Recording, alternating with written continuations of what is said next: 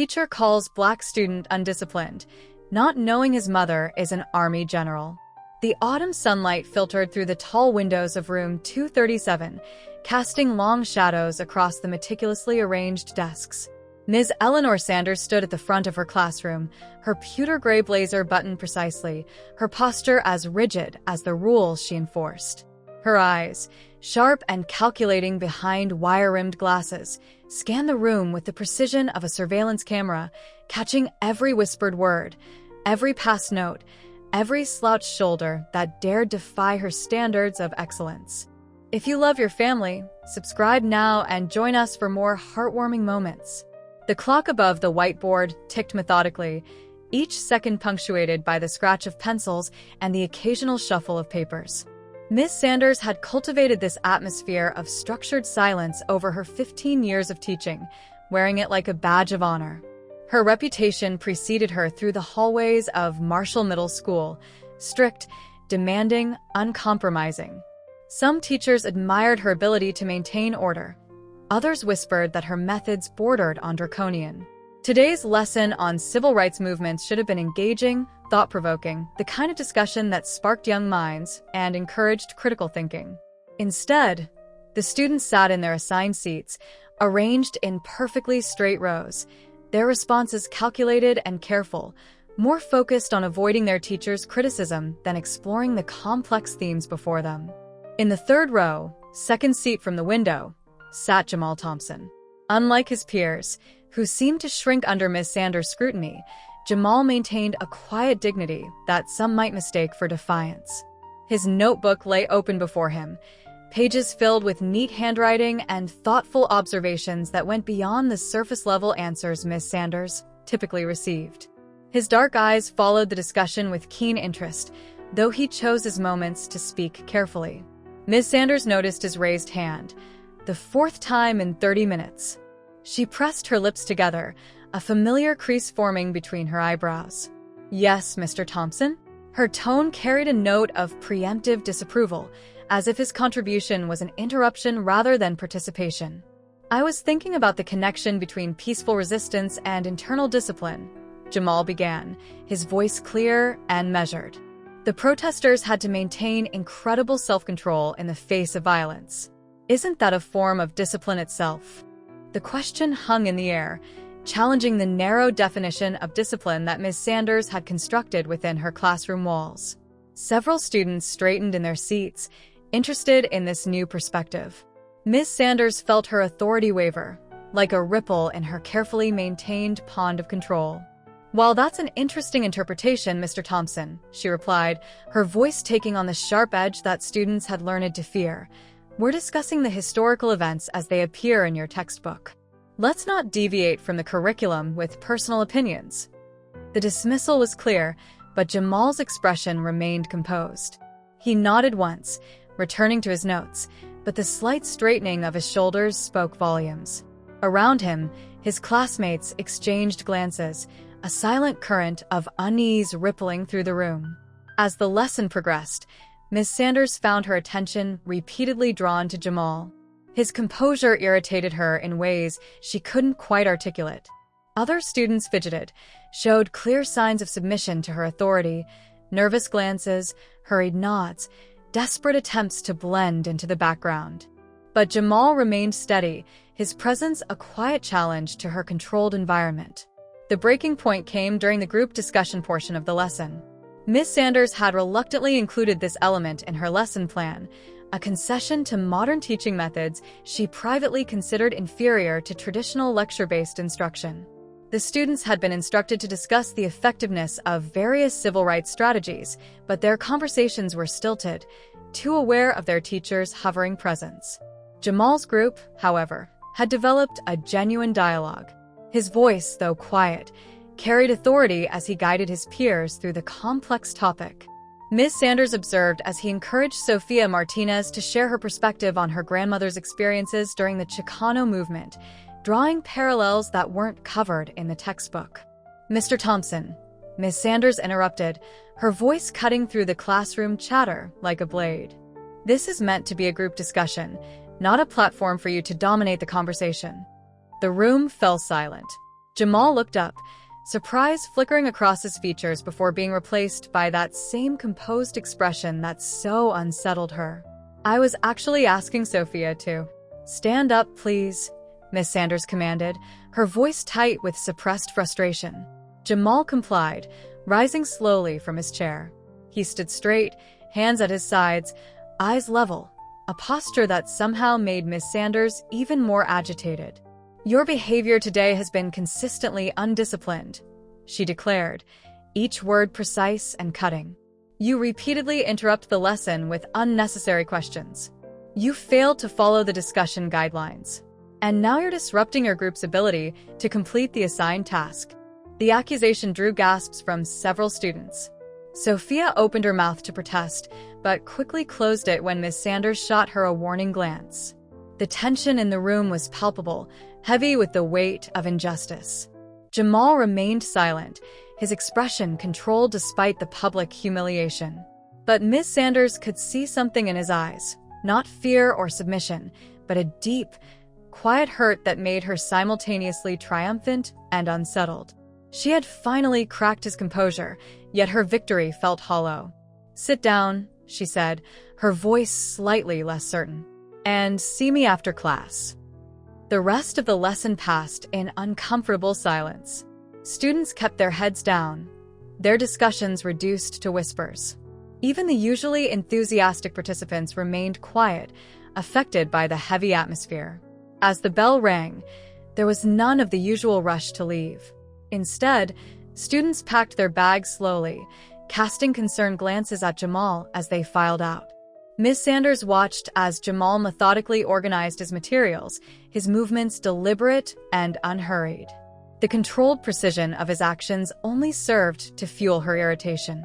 When the last student had left, he approached her desk, still maintaining that dignified bearing that she found so problematic. The conversation that followed was brief and one-sided. Miss Sanders outlined her expectations for classroom behavior, emphasizing the importance of structure and compliance. Jamal listened without argument, his silence more eloquent than any defense he could have offered. When she finished, he simply nodded and turned to leave. At the door, he paused. "May I ask one question, Miss Sanders?" She hesitated, then nodded curtly. "If discipline means following rules without question," he said quietly, "how do we learn to think for ourselves?" Before she could respond, he was gone, leaving her alone with her thoughts and the lingering sense that something in her carefully ordered world had begun to shift. The late afternoon sun painted long shadows across the driveway as Jamal walked up to the two-story colonial house he shared with his mother. The American flag mounted beside the front door swayed gently in the autumn breeze, its presence as constant and steadfast as the woman who had hung it there. Unlike the rigid atmosphere of Miss Sanders' classroom, stepping through his front door felt like releasing a long-held breath. The house carried the subtle scent of lemon polish and fresh coffee, a combination that had become synonymous with home in Jamal's mind. He found his mother, General Erica Thompson, in her home office, her military uniform still crisp despite the long day. She sat at her desk, reading glasses perched on her nose as she reviewed documents with the same attention to detail she applied to everything in her life. "Hey, baby," she said without looking up, somehow always aware of his presence. Her voice carried the warm timbre that only Jamal got to hear, so different from the commanding tone she used at the base. "Give me 2 minutes to finish this report." Jamal dropped his backpack and settled into the comfortable leather chair across from her desk, taking in the familiar sight of his mother at work. The walls of her office told the story of a remarkable career. Photographs of her promotion ceremonies, certificates of achievement, and medals displayed with quiet pride. But mixed among the military honors were Jamal's school awards and childhood artwork, given equal prominence in the space that bridged their two worlds. Erica finished her work and removed her glasses, giving her son her full attention. 23 years in the military had taught her to read people, and something in Jamal's posture spoke volumes. "Rough day?" she asked, though it wasn't really a question. "Miss Sanders," Jamal began, then paused, weighing his words carefully, a habit he'd learned from his mother. "She called me undisciplined in front of everyone." Erica's expression remained neutral, but her fingers tensed slightly on her desk. She had raised her son to be thoughtful and measured in his responses, to consider multiple perspectives before forming judgments. The irony of him being labeled undisciplined wasn't lost on her. "Tell me everything," she said, rising to pour 2 cups of coffee. She handed one to Jamal. Cream, no sugar. A privilege she'd granted when he turned 14, another small acknowledgement of his growing maturity. Start from the beginning. As Jamal recounted the events in Ms. Sanders' classroom, Erica listened with the same intensity she brought to military briefings. She noticed what her son didn't say as much as what he did, how he described his classmates' reactions without bitterness, how he questioned his own responses even while relating Ms. Sanders' unfair treatment. "And then I asked her about thinking for ourselves," he concluded, staring into his coffee cup. I probably shouldn't have said that last part. A smile tugged at the corners of Erica's mouth. Why not? It was a fair question. She stood and walked to the window, her reflection overlaying the darkening sky outside. "You know, discipline isn't about blind obedience, Jamal. Never has been." Erica turned back to her son, her expression thoughtful. "When I first joined the military, I had a commanding officer who confused discipline with control. He thought breaking people down meant making them stronger." She moved to sit on the edge of her desk, closer to Jamal. "But true discipline? It's about having the strength to stand by your principles, especially when it's difficult." Jamal absorbed his mother's words, recognizing in them the foundation of their relationship. Since his father's death in the line of duty 12 years ago, Erica had balanced the roles of military officer and single mother with remarkable grace. She had never used her rank to demand respect at home, instead earning it through consistency, understanding, and unwavering support. "Come help me with dinner," she said, rising from her desk. Their evening routine was as much about conversation as it was about meal preparation. In their kitchen, between chopping vegetables and seasoning chicken, some of their most important discussions had taken place. As they worked side by side, Erica shared stories from her early career, the challenges she'd faced as a Black woman rising through the ranks, the assumptions people made, the barriers she'd overcome. Her voice remained steady, matter of fact, but Jamal caught the underlying steel in her words. "There was this colonel," she recalled, demonstrating the proper technique for dicing onions, "who used to speak over me in meetings, dismiss my strategies without consideration. But I never lost my composure, never gave him the satisfaction of seeing me rattled. Instead, I made sure my work was impeccable, my presentations flawless. Eventually, he couldn't ignore the results." Jamal's knife moved in perfect rhythm with his mother's instruction. "How did you handle the frustration?"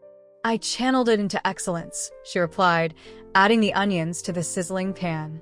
"That's what real discipline looks like, baby. Not sitting quietly because someone tells you to, but choosing your moments, knowing when to speak and when to let your actions do the talking." The kitchen filled with the aroma of their cooking as Erica continued. "You have to understand, some people see strength in a young Black man and mistake it for defiance. They see confidence and call it arrogance. That's their limitation, not yours." "Like Miss Sanders," Jamal said quietly. "Like Miss Sanders," Erica agreed. "But remember this, your dignity isn't determined by how others treat you, but by how you carry yourself through it." After dinner, they settled into their evening routine. Erica reviewed military documents while Jamal worked on his homework at the dining room table, their comfortable silence punctuated by the occasional question or comment. This was their version of discipline, structured but not rigid, respectful but never distant. "Mom," Jamal said after a while, looking up from his history textbook, "how do you balance following orders with thinking independently?" Erica set down her papers, giving the question the consideration it deserved. "The military taught me that good orders align with clear principles. When they don't, that's when you need the courage to question them, respectfully but firmly." She leaned forward, her expression serious. "The same applies to your situation. There's nothing undisciplined about engaging critically with ideas, about asking questions that push beyond surface understanding. That's how we grow, how we learn to lead." The mention of leadership brought a subtle change to her expression. Rising from her chair, She walked to the living room bookshelf and returned with a leather-bound journal. "Your father kept this during his first year as a commanding officer," she explained, handling the book with reverence. "He wrote about the difference between authority and leadership. Want to hear some?" Jamal nodded, pushing aside his textbook.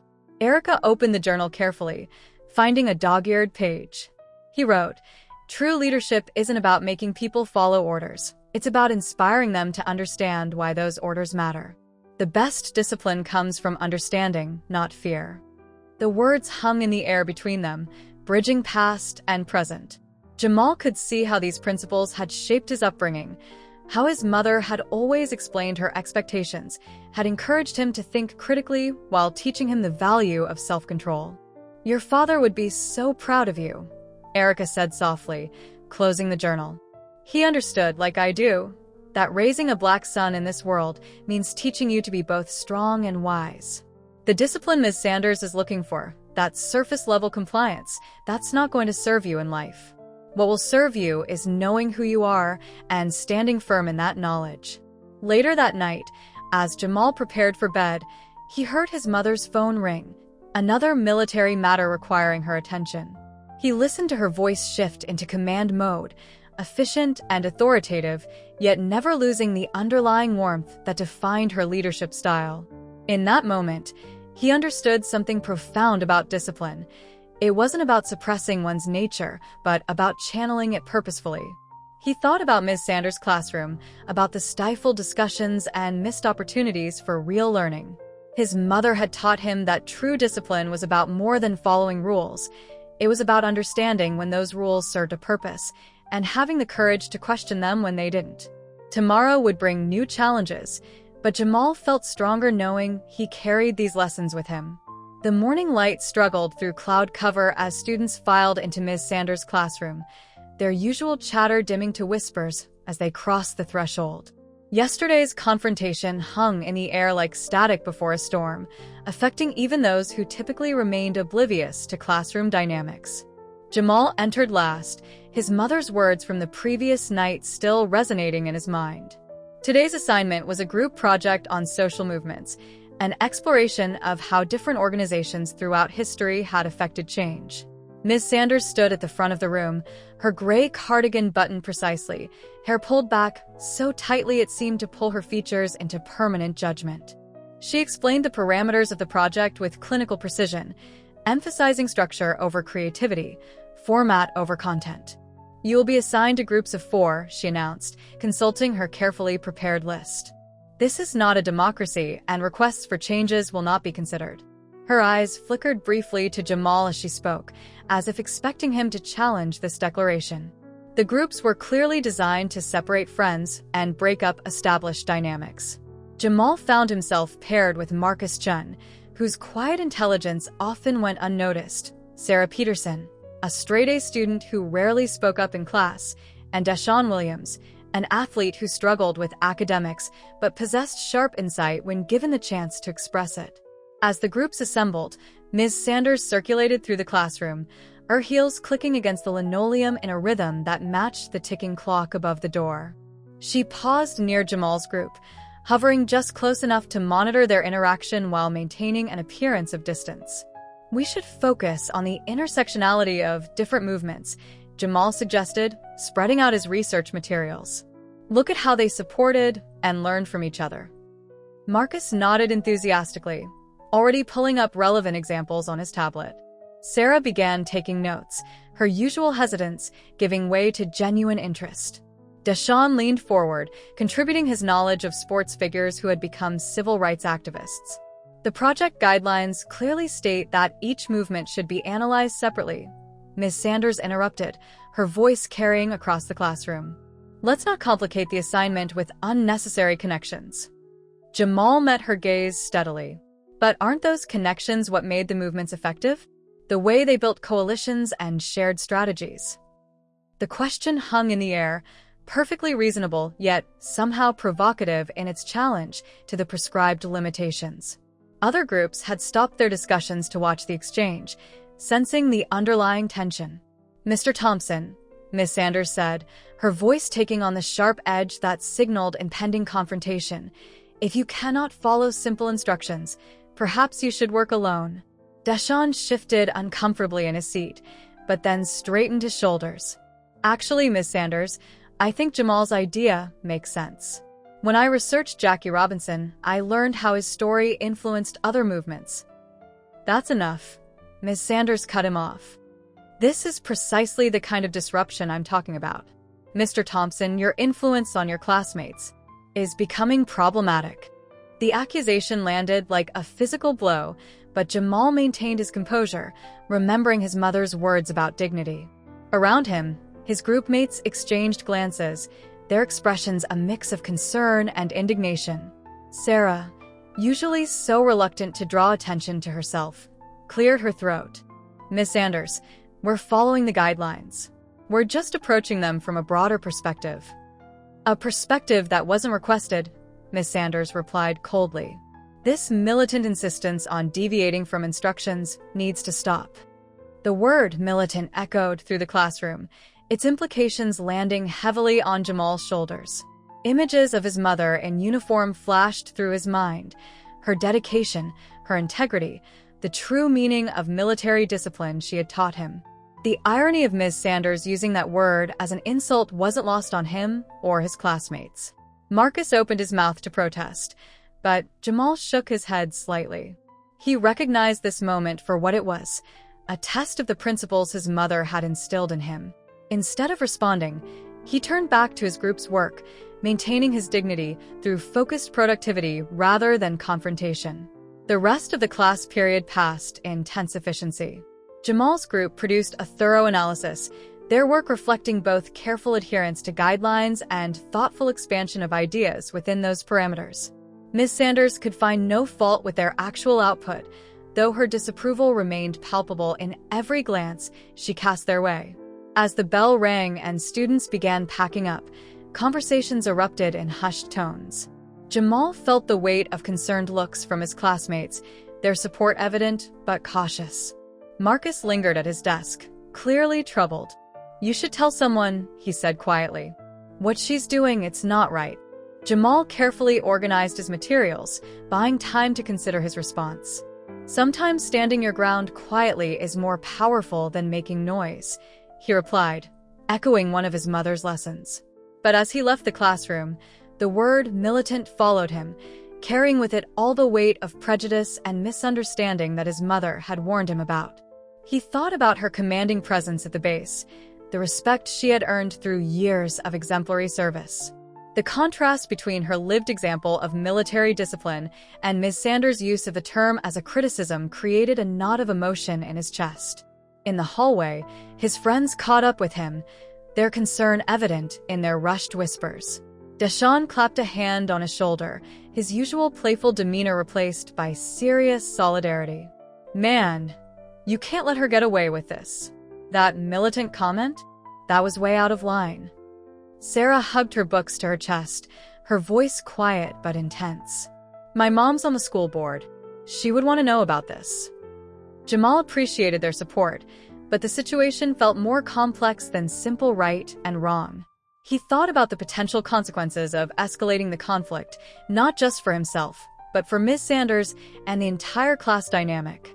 His mother had taught him that true leadership sometimes meant considering the bigger picture, even when facing personal injustice. I need to think about it, he said finally, adjusting his backpack strap. Some battles aren't worth fighting, and others need to be fought the right way. Marcus, who had remained quiet, nodded in understanding. Like your mom would handle it? The mention of his mother brought a slight smile to Jamal's face. He hadn't told his friends about yesterday's conversation, about her stories of facing similar challenges throughout her career. The parallel between their experiences felt both comforting and troubling. Comforting because he knew he wasn't alone, troubling because it showed how persistent such attitudes could be. As they walked to their next class, Jamal's mind wandered to the folder of college brochures in his bedroom. His mother had always encouraged him to think about his future, to understand that his current challenges were preparing him for bigger things. Ms. Sanders was just one teacher in one class, but how he handled this situation could set a precedent for how he would face similar obstacles throughout his life. The rest of the school day passed in a blur of classes and conversations, but Jamal remained preoccupied with the morning's events. In English class, they discussed the concept of moral courage in literature, and he found himself drawing parallels to his own situation.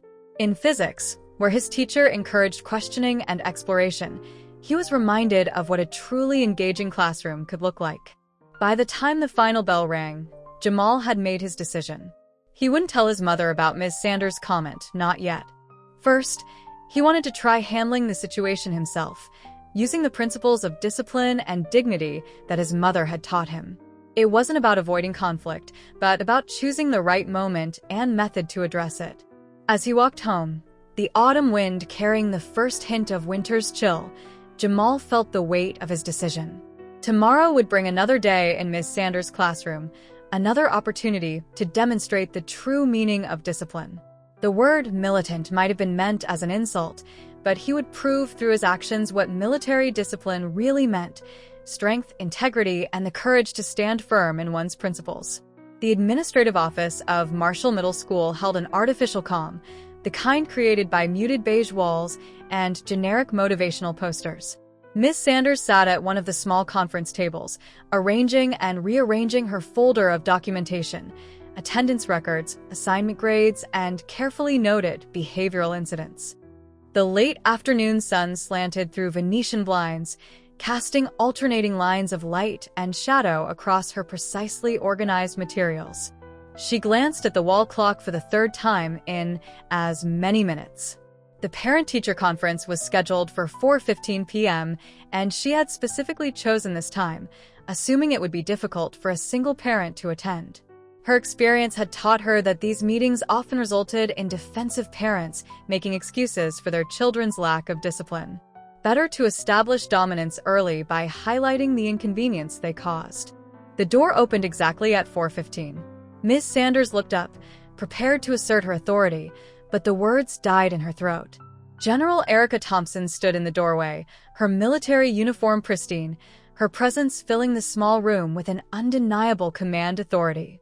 The 4 stars on her shoulder boards caught the fluorescent light, seeming to throw Miss Sanders' carefully planned power dynamic into sudden disarray. Miss Sanders. Erica's voice was professionally pleasant, but carried the weight of someone accustomed to being heard. I'm General Thompson, Jamal's mother. Thank you for making time to meet. Miss Sanders rose automatically, years of ingrained respect for authority warring with her predetermined narrative about Jamal's home life. Yes, please have a seat, General Thompson.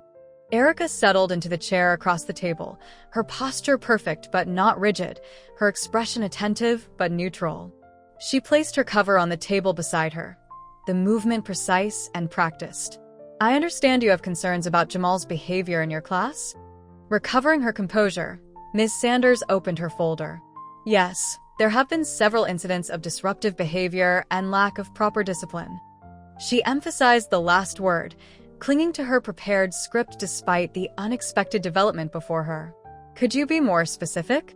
Erica asked, her tone carrying the same measured authority she used in military briefings. I'd like to understand exactly what you mean by lack of proper discipline. Ms. Sanders pulled out her first example, a notation from the civil rights discussion. Jamal consistently challenges the established classroom structure. He asks questions that derail the planned curriculum and encourages other students to do the same. I see. Erica leaned forward slightly. Could you give me an example of one of these disruptive questions? The fluorescent lights hummed in the brief silence as Ms. Sanders shuffled through her papers. During our discussion of civil rights movements, he questioned the textbook's presentation of events, suggesting connections that weren't part of the approved curriculum. And these connections, Erica probed, her voice remaining steady, were they incorrect? That's not the point, Ms. Sanders replied, her frustration bleeding through her professional veneer.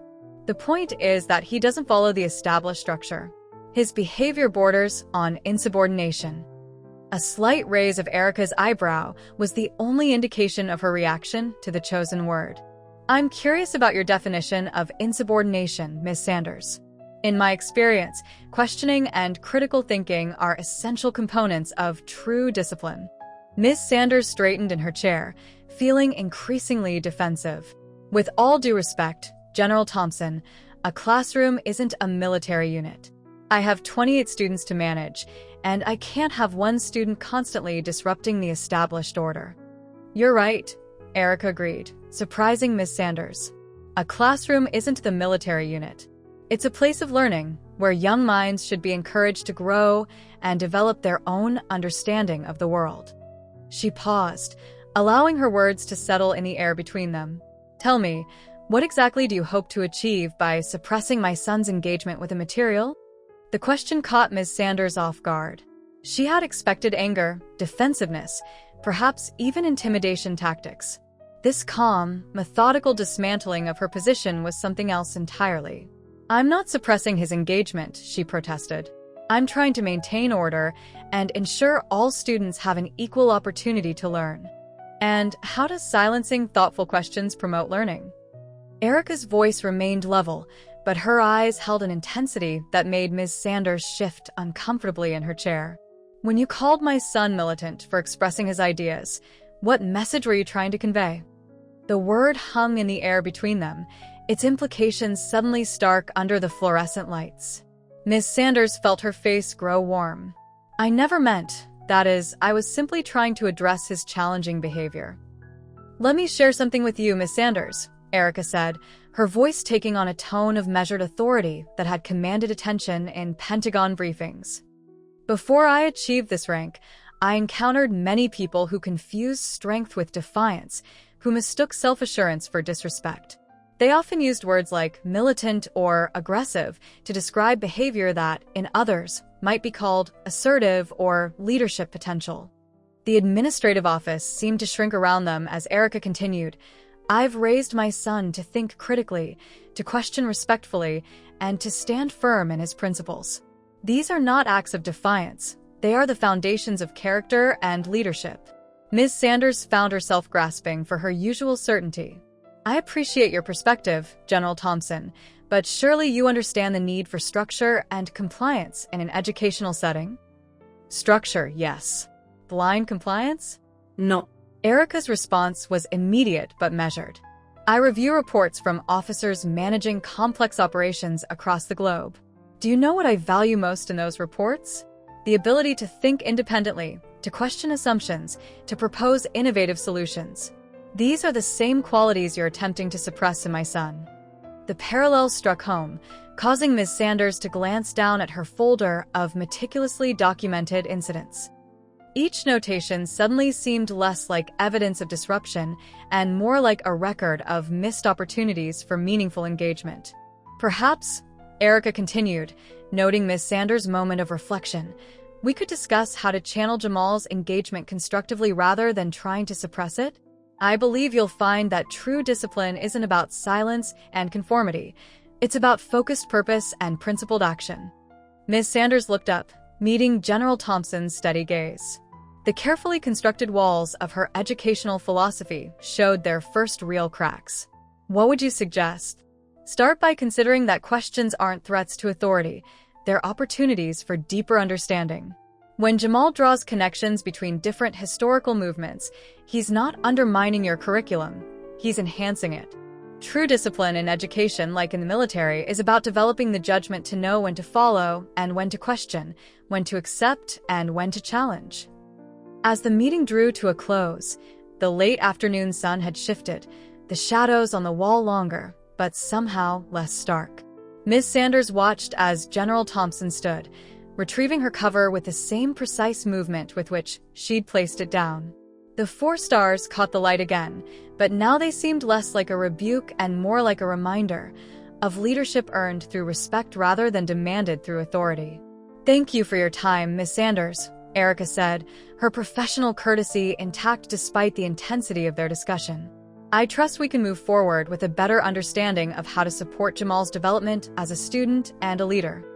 The words carried both expectation and opportunity, leaving Ms. Sanders with much to consider as she watched General Thompson's departing figure, straight-backed and dignified, disappear down the school corridor. The drive home from Marshall Middle School was quiet, the car's interior bathed in the orange glow of sunset. Erica had changed out of her uniform into civilian clothes before picking up Jamal from basketball practice, but her military bearing remained evident in her posture, in the precise way she handled the steering wheel. Jamal could sense something had happened. His mother's silence held weight, like the air before a thunderstorm. They pulled into their driveway just as the street lights flickered to life. Inside, Erica moved through their evening routine with practiced efficiency. Keys in the ceramic bowl by the door, jacket hung precisely, shoes aligned on the mat. But instead of heading to her home office as usual, she gestured toward the back porch. "Let's sit outside for a bit," she said, her voice carrying the tone Jamal recognized from significant conversations past. The same tone she'd used when explaining his father's death, when discussing racism for the first time, when preparing him for the challenges of adolescence. The evening air held the crisp edge of autumn, and crickets provided a gentle soundtrack to their conversation. Erica settled into one of the Adirondack chairs they'd painted together last summer, Jamal taking the other. The porch lights cast soft shadows across their faces, creating an intimate space for truth-telling. "I had an interesting meeting with Miss Sanders today," Erica began, her words measured but warm. "She told me about your questions in class, about the connections you've been making between different civil rights movements." Jamal's hands tightened slightly on the arms of his chair, but he remained quiet, waiting for more. "She also told me she called you militant." Erica turned to face her son fully. "Why didn't you tell me about that?" The crickets filled the silence as Jamal considered his response. "I thought I could handle it myself," he said finally. "Like you would." A small smile touched Erica's lips, pride and concern mingling in her expression.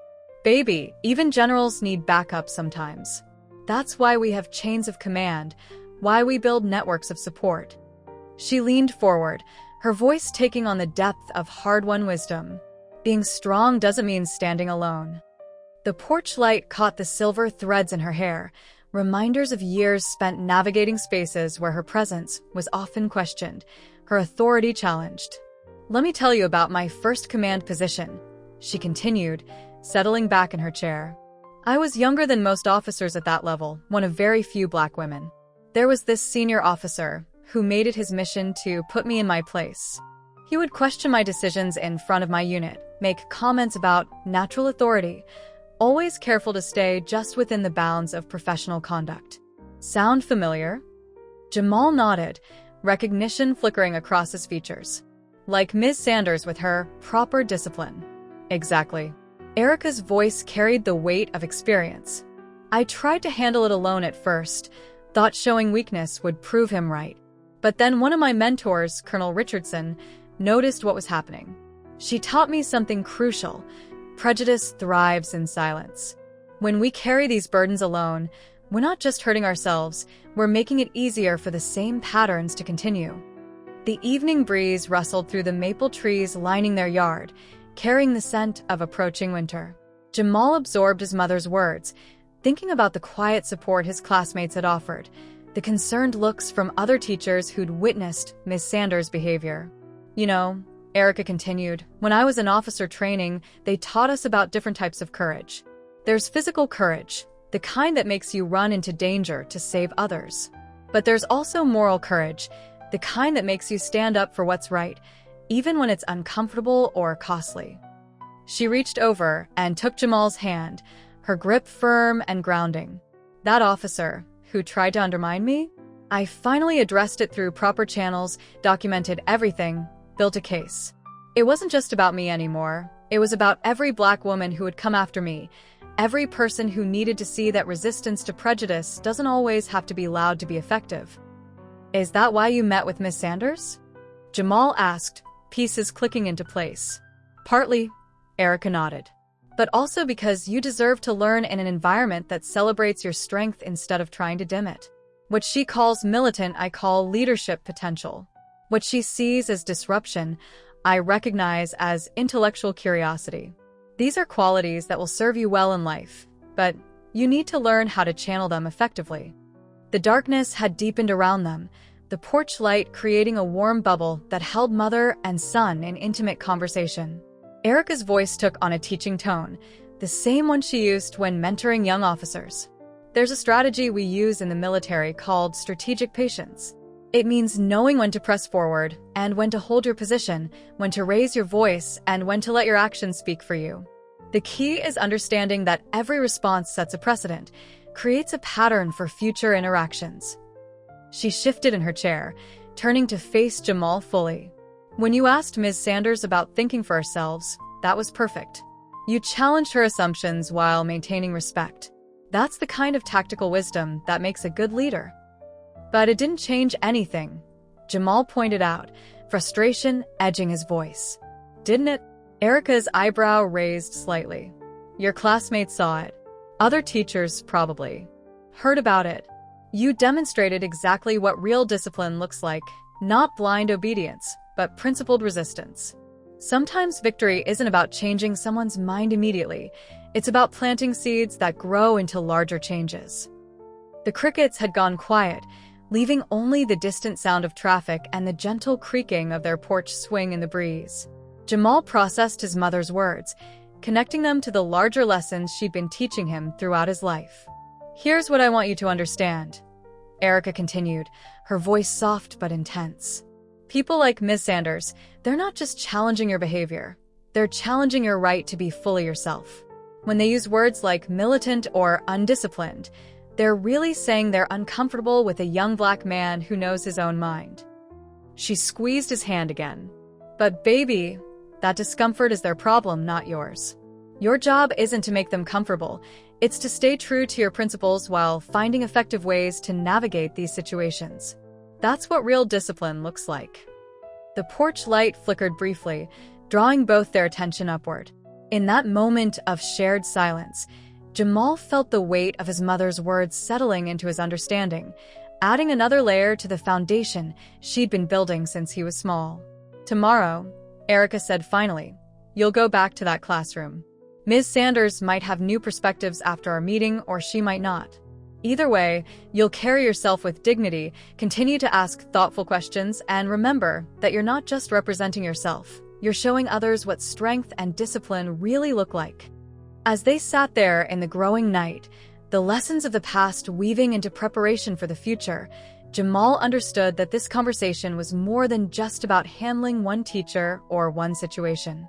It was another thread in the tapestry of survival, excellence, and leadership that his mother had been crafting for him, preparing him for a world that wouldn't always understand or welcome his strength. The school auditorium hummed with nervous energy as students and parents filed in for the annual leadership symposium. Rows of metal chairs scraped against the polished floor, programs rustled in hands, and whispered conversations created a subtle symphony of anticipation. On stage, a podium stood centered beneath harsh fluorescent lights, flanked by the American flag and the school banner. Miss Sanders sat in the front row, clipboard balanced on her knee, checking off presenter names with mechanical precision. Her role as faculty coordinator for the event usually gave her a sense of control, but today felt different. Her recent meeting with General Thompson lingered in her thoughts, coloring her perception of the upcoming presentations.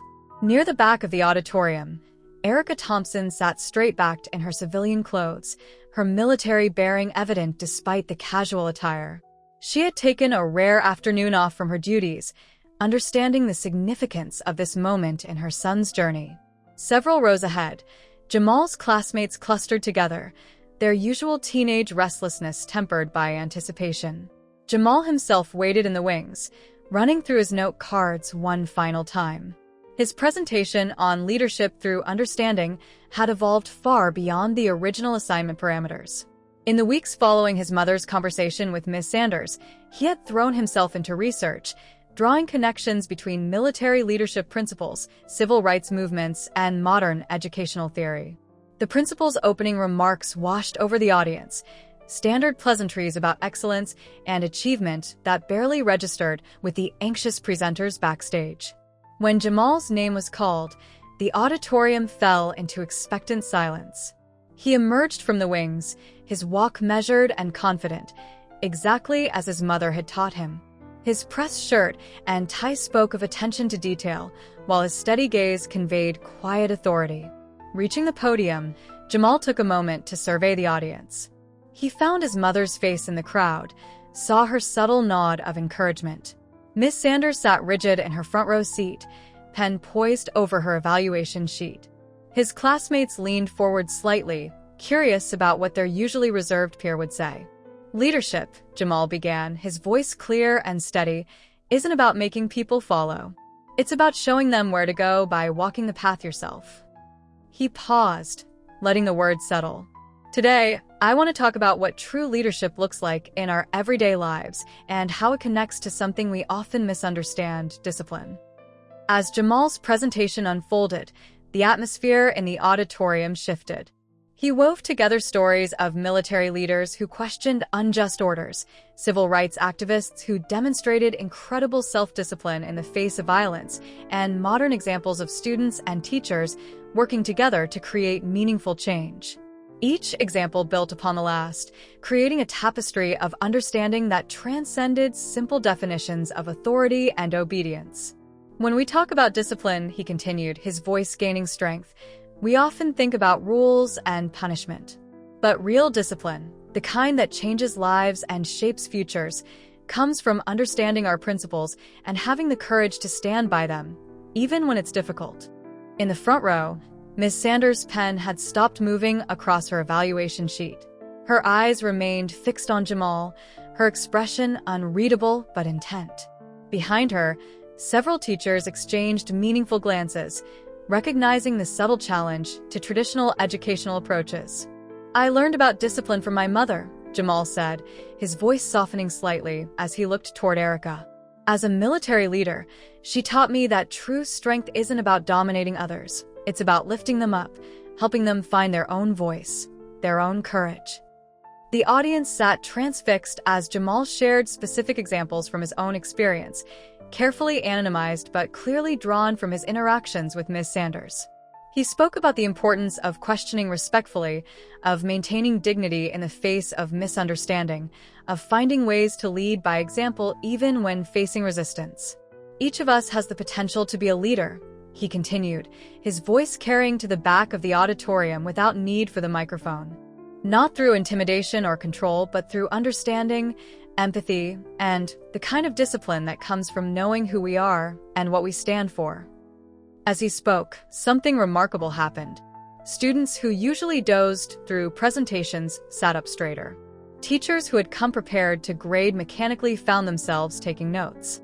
Even the principal, known for checking his phone during student speeches, kept his full attention on the stage.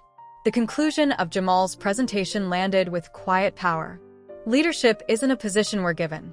It's a choice we make every day. Whether we're students or teachers, parents or administrators, we lead by example, by showing others what real discipline and courage look like in action. The silence that followed his final words lasted only a moment before the applause began. It started with his classmates, then spread like a wave through the auditorium. Teachers stood, then parents, then administrators. Even Ms. Sanders found herself rising, her clipboard forgotten on her chair. As the standing ovation continued, Erica remained seated, her composure perfect, but her eyes bright with unshed tears. She watched as her son stood at the podium, poised and dignified, embodying everything she had tried to teach him about strength and leadership. The principal returned to the podium, his prepared remarks abandoned in favor of genuine praise. That, he said, his voice thick with emotion, is what we mean when we talk about student leadership.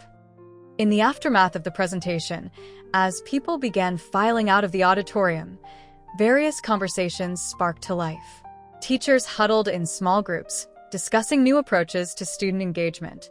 Students gathered around Jamal, their usual social hierarchies forgotten in the wake of what they had witnessed. Ms. Sanders remained in her seat long after most had left, staring at her evaluation sheet.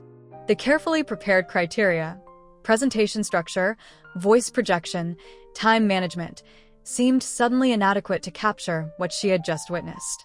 Her pen hovered over the paper, then slowly lowered. Near the back of the auditorium, Erica finally stood, making her way toward her son. Their eyes met across the distance, volumes of understanding passing between them. Jamal had done more than deliver a successful presentation.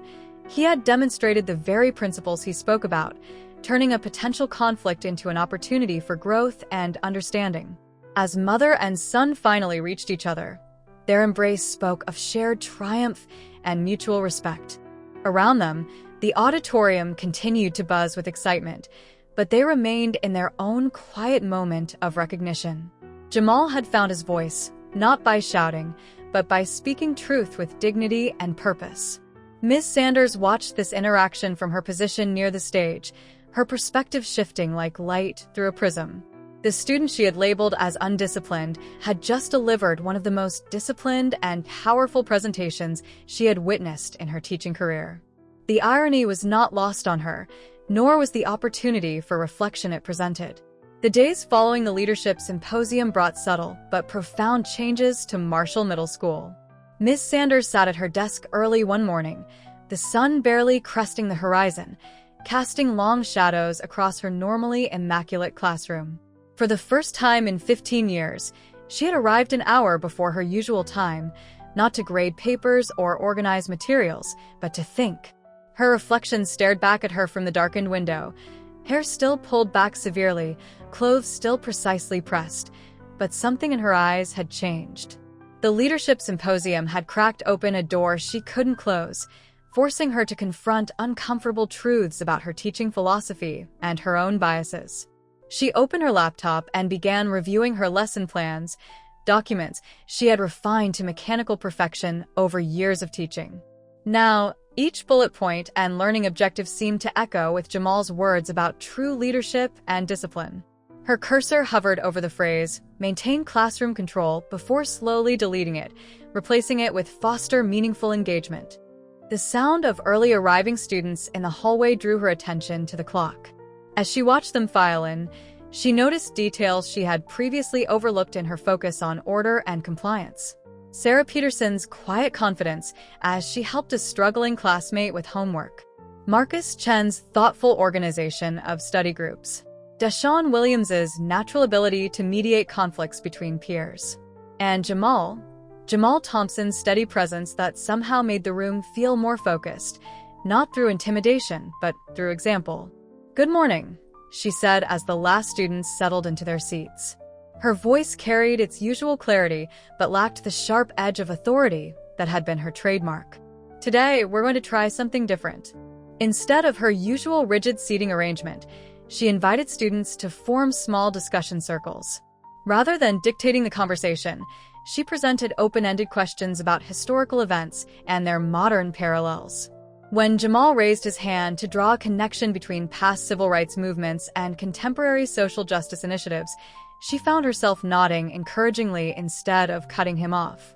"Interesting perspective, Mr. Thompson," she said, the formality in her voice now carrying respect rather than distance.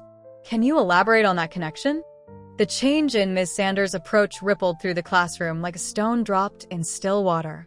Students who had spent months hunched defensively in their seats gradually straightened, their voices growing stronger as they realized their thoughts were genuinely welcome. Discussions that once felt like carefully orchestrated performances became authentic exchanges of ideas. During her free period, Ms. Sanders found herself in the school library, pulling books on modern educational theory and cultural competency. Between classes, she engaged in conversations with other teachers, sharing her evolving perspectives and listening to their experiences. The rigid boundaries she had maintained between herself and her colleagues began to soften, allowing for genuine professional collaboration. One afternoon, she overheard two students discussing their history project in the hallway. "I actually look forward to Ms. Sanders' class now," one whispered to the other. "It's like she's become a different person." But she hadn't become a different person. She had become a more authentic version of herself. The discipline she had valued for so long remained, but it had transformed from a tool of control into a framework for growth. Her classroom still ran smoothly, but the order now grew organically from mutual respect rather than imposed authority. The most profound change came in her relationship with her students, particularly Jamal.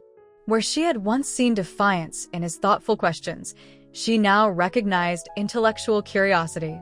His leadership among his peers, which had previously threatened her authority, now served as a model for the kind of engaged learning she hoped to foster.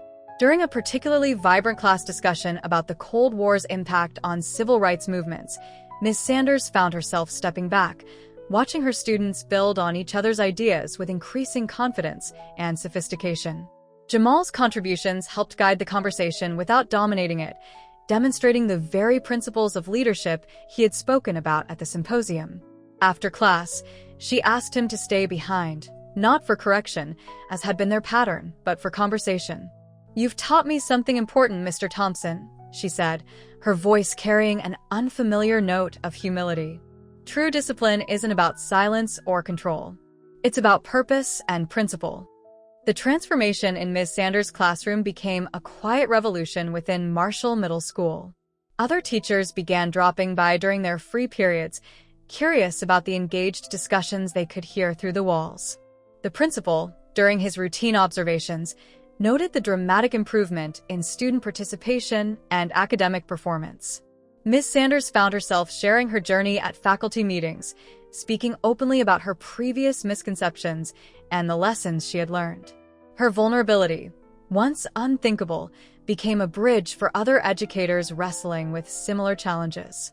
The very precision and dedication that had once made her rigid now fueled her commitment to growth and change. One spring morning, as she prepared for another day of teaching, Ms. Sanders noticed General Thompson dropping Jamal off at school. Their eyes met across the parking lot, and Ms. Sanders offered a small but genuine smile. The general returned it with a knowing nod, both women acknowledging the distance traveled and the path ahead.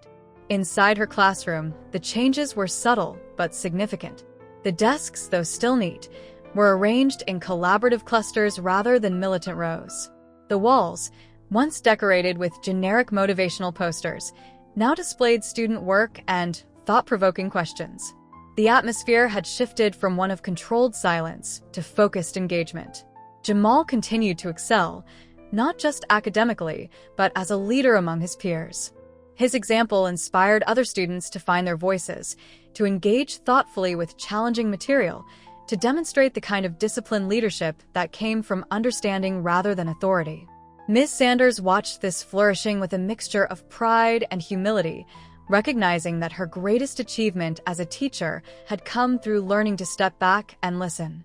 As the school year drew to a close, Ms. Sanders sat at her desk one afternoon, revising her curriculum for the following year. Her modifications went far beyond superficial changes to assignments and readings. She was restructuring her entire approach to teaching, creating space for student voices while maintaining the high standards she had always valued. The last bell rang, and students began filing out for the day. Ms. Sanders watched them go, confident, engaged young people who had taught her as much as she had taught them.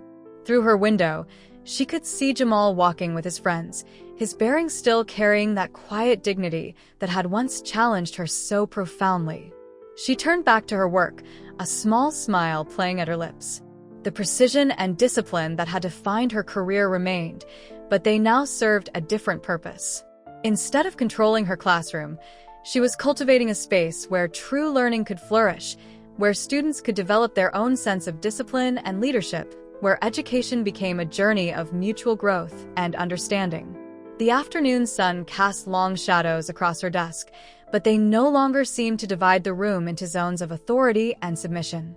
Instead, they connected everything in a gentle interplay of light and shadow, much like the delicate balance she had finally found between structure and freedom, between discipline and growth, between teaching and learning. Disclaimer: this channel does not support or tolerate any form of discrimination, racism, prejudice, or violation of human rights. The stories presented here are original and created by the author with the aim of promoting reflection, awareness, and dialogue. All content is developed with respect for diversity and the dignity of all people.